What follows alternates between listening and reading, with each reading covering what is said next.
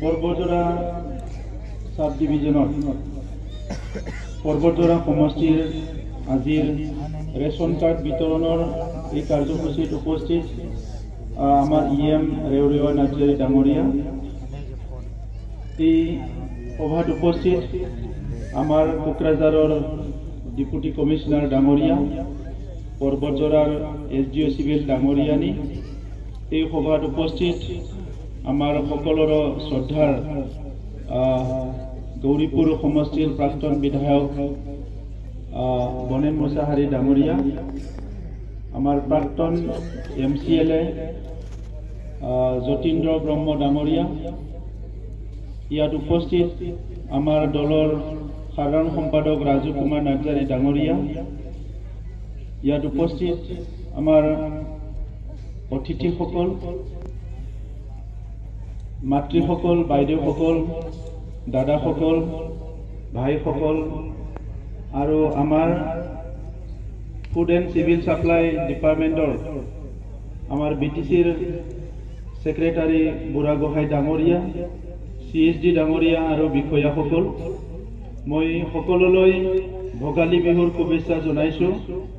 আৰু নতুন বছৰৰ প্ৰথম মাহ চলি আছে, সেইকাৰণে নতুন বছৰৰ শুভেচ্ছা জনাইছোঁ। दिनैनि हाबाफारियाव बाहागो लानाय साफ्रोमनोबो आङो इंराजि गोदान बोसोरनि गाहाम हामलायनाय आरो मागो दमासिनि गाहाम हामलायनायखौ बावहरनाय जाबाय। आपनालोके আজি सবে रेशन कार्ड पाब 2083 जने पाब। ভাল লাগিছে না দুখ লাগিছে? হ্যাঁ, অলপ দুখ লাগা যেন পাই আছো। ভাল লাগিছে? কিমানৰ ইয়াত উপস্থিত থকা বাইদেউসকল কিমান জনে সেলফ হেল্প গ্ৰুপত আছে? হাত উঠাকচোন। সেলফ হেল্প গ্ৰুপত কিমান আছে?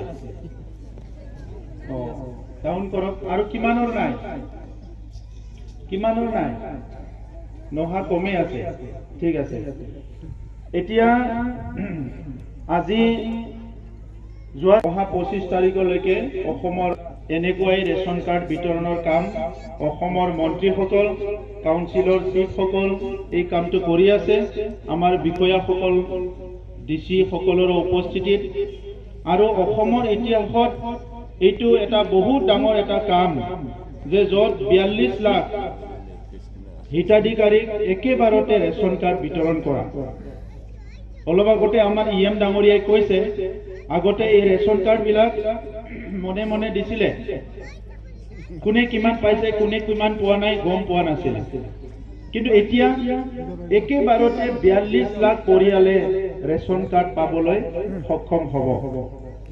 গতিকে এই 42 লাখ পৰিয়ালৰ দুবেলা দুমুঠি খোৱাৰ যিটো সমস্যা, যিটো ভাত দুসাঁজ খাব লাগে, ইয়াৰ যিটো সমস্যা, এইটো পাৰ্মানেণ্টলি সমাধান হৈ গ'ল। হয়নে নহয়? হয়, হয়নে নহয়? তো এই পাৰ্মানেণ্টলি এই সমস্যাটো সমাধান হৈ গ'ল। তো এতিয়া আমাৰ অসমৰ মুখ্যমন্ত্ৰী ডাঙৰীয়াই এই ডাঙৰ পদক্ষেপটো ল'লে। ইয়াৰ আগত 1 লাখ মানুহক তেখেতে কোঠা দিয়া হিচাপে চাকৰি দিলে। ইয়াৰ আগত অৰুণোদয় দিলে। ইয়াৰ আগত যিবিলাক মাইক্ৰ ফাইনেন্সত লোন লৈছিলে, ক্ষুদ্ৰ ক্ষুদ্ৰ লোন, তেখেতসকলৰ লোনটো পৰিশোধ কৰি দিলে। আৰু তেখেতে মুখ্যমন্ত্ৰী দায়িত্ব লোৱাৰ পিছত অসমৰ জনসাধাৰণৰ তেখেতৰ যিখিনি মৰম, অসমৰ জনসাধাৰণৰ প্ৰতি তেখেতৰ যিখিনি সন্মান, এই মৰম আৰু সন্মান জনাই তেখেতে অসমৰ জনসাধাৰণক বহুত ডাঙৰ ডাঙৰ কাম কৰি দিলে। ইয়াৰ কাৰণে প্ৰথমে মই সকলোকে অনুৰোধ কৰিছোঁ, বহি থকা থিয় দি থকা সকলো একবাৰ জোৰদাৰ হাত চাপৰি দিয়ক 1 মিনিটৰ কাৰণে ডক্টৰ হিমন্ত বিশ্ব শৰ্মা ডাঙৰীয়াৰ কাৰণে। দি থাকক, হোৱা নাই, মই 1 মিনিট কৈছোঁ। জোৰদাৰ দিয়ক। ৰেশন কাৰ্ড পাব আপোনালোকে। ধন্যবাদ। এতিয়া আগতে চৰকাৰ আছিল, ইলেকশ্যন হৈছিল, MLA ভোট দিছিল, কাকবা ভোট দিছিলে, কিবা সৰু সুৰা এটা দুটা কাম কৰিছিলে, কেতিয়াবা কৰা নাছিলে। কিন্তু আজি যে চৰকাৰ আছে, এই চৰকাৰে প্ৰত্যেকটা পৰিয়াল, দুখীয়া গৰীব পৰিয়ালক কিছুমানক উজ্জ্বলা গেছ দিয়া, বহুতে ইতিমধ্যে উজ্জ্বলা গেছ পাইছে, যিসকলে পোৱা নাই সেইসকলে পাই যাব। এতিয়া আয়ুষ্মান কাৰ্ড আপোনালোকে ৰেচন কাৰ্ডৰ লগতে আজি আয়ুষ্মান কাৰ্ড পাব, যি আয়ুষ্মান কাৰ্ডে নেকি আপোনালোকৰ 5 লাখ পৰ্যন্ত যেতিয়া হস্পিটালত গৈ আপোনালোকৰ বিলটো 5 লাখ হ'ব, 5 লাখলৈকে আপোনালোকে ফ্ৰী পাব। এতিয়া আপোনালোকৰ বেমাৰৰ কাৰণে দুখীয়া মানুহবিলাক সৰু সুৰা বেমাৰ হলে বহুত কষ্ট হয়, কেনেকৈ ট্ৰিটমেন্ট কৰিম, কেনেকৈ কি কৰিম। কিন্তু এতিয়া আপোনালোকে হস্পিটালত গলে 5 লাখ পৰ্যন্ত যদি আপোনাৰ বিল হয়, খৰচ হয়, এইটো সেই কাৰ্ডৰ দ্বাৰা আপোনালোকে হস্পিটালৰ পৰা ফ্ৰী ওলাই আহিব পাৰিব। গতিকে ইমানখিনি ডাঙৰ কাম এটা আজি চৰকাৰে আপোনালোকক কৰি দিয়া হৈছে। গতিকে চৰকাৰ কাৰ? কেন্দ্ৰত প্ৰধানমন্ত্ৰী নৰেন্দ্ৰ মোদী ডাঙৰীয়াৰ চৰকাৰ, ৰাজ্যত মুখ্যমন্ত্ৰী ডক্টৰ হিমন্ত বিশ্ব শৰ্মা ডাঙৰীয়াৰ নেতৃত্বত বিজেপি, UPPL, GSPৰ AGPৰ চৰকাৰ, আৰু কাউন্সিলত এতিয়া বিজেপি, UPPL আৰু GSPৰ চৰকাৰ। এই চৰকাৰখনে আপোনালোকৰ সকলো সমস্যাবিলাক সমাধান কৰাৰ কাৰণে এতিয়া আগবাঢ়ি আহিছে। আগতে তিনিবাৰকৈ কাকবা আপোনালোকে ভোট দিলে, কিন্তু এই অঞ্চলত শান্তি নাহিল। তিনিবাৰকৈ কাকবা ভোট দিলে, এই কাউন্সিলত এই অঞ্চলত কোনো নিৰাপত্তা পোৱা নাছিলে, সমন্বয় কৰিব পৰা নাছিলে, ভাল পৰিৱেশ হোৱা নাছিলে, ভয়কে সময় কটাব লগা হৈছিলে। আজিও সেই মানুহবিলাকে আহি হাঁহি মুখেৰে মৰমেৰে কথা নাপাতে, আপোনালোকৰ আগত বহুতৰে আগত দাদাগিৰিৰ কথা পাতে। কিন্তু আজি বিটিআৰত স্থায়ী শান্তি আহিছে, নিৰাপত্তা আহিছে, চবে সমিল মিলে থাকিব পৰা এটা পৰিৱেশ আহিছে। আৰু সেই পৰিৱেশ অহাৰ লগতে আপোনালোকে আজি ৰেচন কাৰ্ড পাইছে, আয়ুষ্মান কাৰ্ড ইয়াৰ লগতে পাব, উজ্জ্বলা গেছ আপোনালোকে পাই যাব। আৰু ইতিমধ্যে JJMৰ যিটো পানী, জল জীৱন মিছনৰ পানী প্ৰত্যেকটো গাঁৱে গাঁৱে বিশুদ্ধ খোৱা পানী খোৱাৰ কাৰণে ব্যৱস্থা আপোনালোকৰ হৈ গ'ল। এতিয়া চৰকাৰে ছাত্ৰ ছাত্ৰীসকলক ইউনিফৰ্ম দিয়ে, মিড ডে মিল খুৱাই, দুপৰীয়াৰ আহাৰ খুৱাই, PMYৰ ঘৰ বনাই দিয়া হৈছে। আৰু এতিয়া বিটিআৰ চৰকাৰে সকলোৰে ভূমি সমস্যাবিলাক আমি সমাধান কৰিবলৈ গৈ আছো। আজি কচুগাঁৱত আমি প্ৰায় 10,000 পৰিয়ালৰ লেণ্ড টাইটেল তেখেতসকলক ডিষ্ট্ৰিবিউট কৰা হ'ব, লেণ্ড টাইটেল দিয়া হ'ব, 10,000 পৰিয়ালৰ সমস্যা সমাধান হ'ব। আগৰ চৰকাৰৰ সময়ত 17 বছৰত তেখেতসকলে মাত্ৰ 39,000 মানুহক ঘৰ বনাইছিলে, ইটোও 100% হোৱা নাছিলে। আৰু আমাৰ চৰকাৰৰ 3 বছৰত 1,60,000 মানুহৰ ঘৰ বনোৱা হ'ল। আগৰ চৰকাৰৰ সময়ত 15,000 পৰিয়ালৰ 17 বছৰত মাত্ৰ 15,000 পৰিয়ালৰ ভূমিৰ সমস্যা সমাধান কৰিব পাৰিছিলে। আমাৰ চৰকাৰত মাত্ৰ 3 বছৰত 1 লাখ পৰিয়ালৰ ভূমিৰ সমস্যা আমি সমাধান কৰি দিলো। গতিকে আজি বিটিআৰ অঞ্চলত ৰাস্তা ঘাট, দলং, স্কুল নিৰ্মাণ কৰা বিভিন্ন কামবিলাক আমি হাতত লৈছো। আৰু সবচেয়ে ডাঙৰ কথাটো বিটিআৰ অঞ্চলত স্থায়ী শান্তি আহিল। আগতে কিমান সংঘাত হৈ গ'ল, কিমান মাৰামাৰি হৈ গ'ল। এই পৰিৱেশটো আজি পৰিৱৰ্তন আহিলে। এতিয়া আমি যিহেতু একেলগে আমি ভাল এটা পৰিৱেশ গঢ়িছো, এই পৰিৱেশৰ সুযোগ লৈ প্ৰধানমন্ত্ৰী নৰেন্দ্ৰ মোদী ডাঙৰীয়াই যেনেকে কৈছিলে যে আচ্ছে দিন আনে वाले হে, ভাল দিন আহিব বুলি কৈছিলে 2014, আজি ভাল দিন আহিল।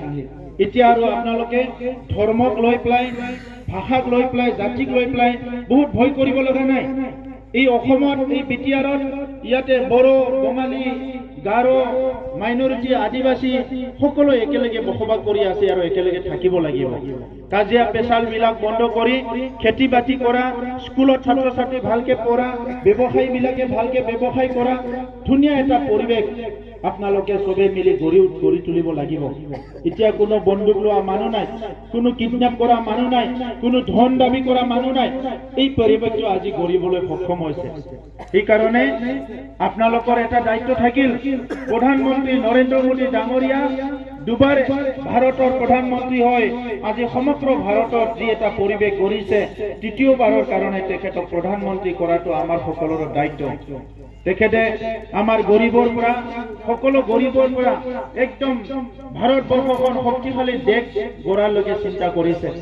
प्रत्येक गरीब परियाले जाहाते गैस पाय कारेन्ट पाय प्रत्येक गरीब परियाলৰ ছাত্ৰ ছাত্ৰী ইউনিফৰ্ম পায় এই সকলো কামখিনি প্ৰধানমন্ত্ৰী নৰেন্দ্ৰ মোদী ডাঙৰীয়াই আজি চোৱা চিতা কৰিছে তেখেতে দায়িত্ব লৈ পেলাই কাম কৰি আছে সেই কাৰণে তেনেকা এজন প্ৰধানমন্ত্ৰী তৃতীয়বাৰৰ কাৰণে প্ৰধানমন্ত্ৰী হিচাপে আমি বাছনি কৰাটো আকৌ পোৱাটো আমাৰ কাৰণে খুব ভাগ্যৰ কথা এই কাৰণে আগন্তুক লোকসভাত নৰেন্দ্ৰ মোদী ডাঙৰীয়া তৃতীয়বাৰৰ কাৰণে প্ৰধানমন্ত্ৰী কৰাৰ কাৰণে আপোনালোকে সকলো ভোট দিব লাগিব সেইটো হ'ল আপোনালোকৰ দায়িত্ব আৰু আজি বিটিআৰ চৰকাৰখনে আমাৰ সামূহিকভাৱে কেনেকৈ আমি উন্নতিটো কৰিব পাৰো আমাৰ মহিলাসকলে সেলফ হেল্প গ্ৰুপত আছে তেখেতসকলৰ মিটিং কৰিবলৈ CLFৰ অফিচ নাই কত অফিস নাই গছৰ তলত বহি মিটিং কৰিব লাগে স্কুল ঘৰত মিটিং কৰিব লাগে এই কাৰণে বিটিআৰ আমাৰ চৰকাৰখনে 94টা 94টা আমাৰ যে CLF আছে 94টা CLFৰ অফিসটো আমি নিৰ্মাণ কৰিবলৈ গৈ আছো এই বছৰ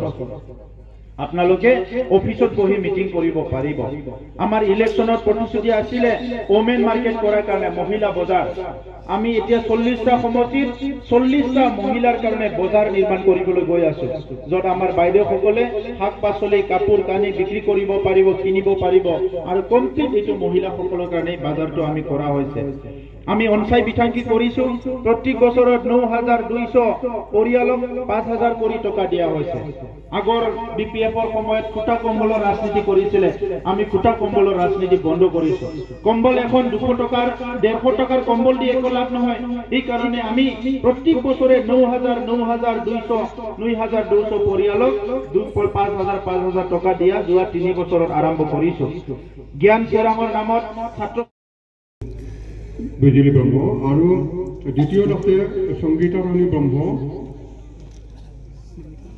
ৰিংগাঁও ব্ৰহ্ম কাৰ্যাল ইত্যাদি দিছে প্ৰথমতে বিজুলী ব্ৰহ্ম টিপকা দিছে পৰা আমাৰ মঞ্চত আহি নিজৰ ৰেচন কাৰ্ডৰ লগত অনুৰোধ জনাব আৰু ৰেচন কাৰ্ড বিতৰণ কৰি আমাৰ মুখ্য অতিথি বিটিআৰ মাননীয় মুখ্য কাৰ্যবাহী সদস্য সন্মানীয় প্ৰমোদ বড়ো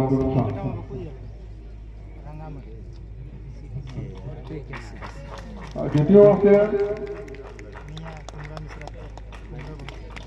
ৰীতা দেৱী সৰস্বতী কাৰ্যাল টিপকা বিশ্ববিদ্যালয়ৰ পৰা ৰীতা দেৱী সোনকালে আহিবলৈ অনুৰোধ জনালো আৰু ৰীতা দেৱীৰ পিছত আহিব সমী হেমব্ৰম আপোনাক আহিবলৈ অনুৰোধ জনোৱা হ'ল আৰু অনিমা ঠাকুৰ আপুনি আহিব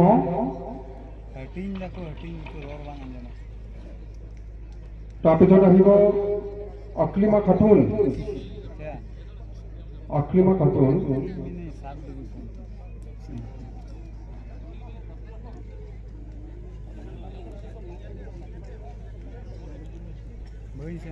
এতিয়া আছে সমী হেমব্ৰম এতিয়া আহিব অনিমা ঠাকুৰ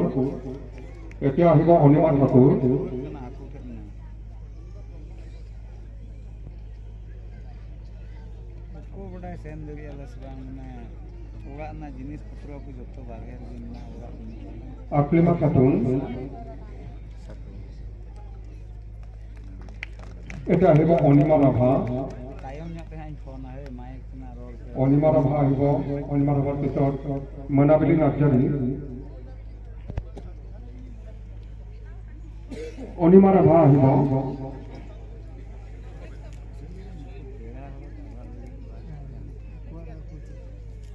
মনাবিলি নাৰ্জাৰী আহিব নক্তমণি ৰাভা আহিব আৰু আহিব গংগা হাজৰি আহিব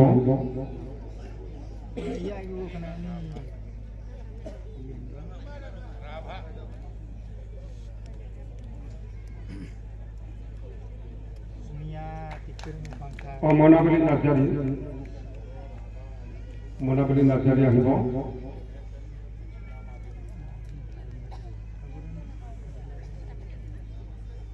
অনিলা ব্ৰহ্ম আহিব দে অনিলা ব্ৰহ্ম সঞ্জয় ব্ৰহ্ম কাৰ্যাল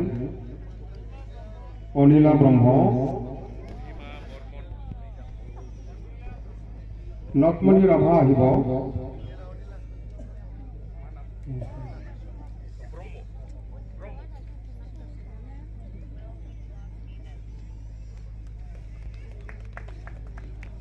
নটমণি ৰাভা ঠিকে আছে। অনিলা ব্ৰহ্ম নটমণি ৰাভা নটমণি ৰাভা दानिया कोई गंगा हजारी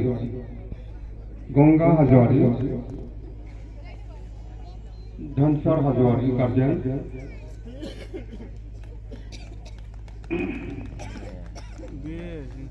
শ্ৰদ্ধাভাজন ৰায় আজি ৰেচন কাৰ্ড বিতৰণী অনুষ্ঠানটো ইমানতে সামৰণি কৰি